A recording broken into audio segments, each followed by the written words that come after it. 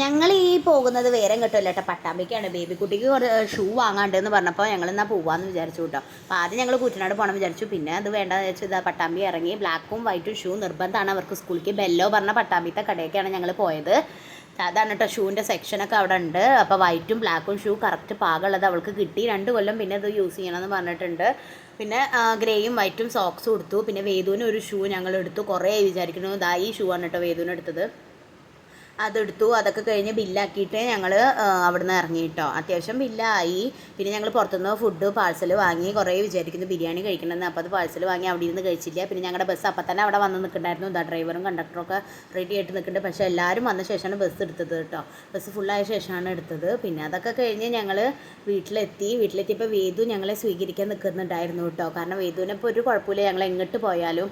Bus ഞങ്ങൾക്ക് ഫ്രണ്ടിൽ തന്നെ ഇറക്കി തന്നിട്ടതാ. വേദു ഇവിടെ നിൽക്കുന്നുണ്ട്, ഞങ്ങളെ കാത്തു നിൽക്കുന്നുണ്ട് ഗൈസ്. ബൈ.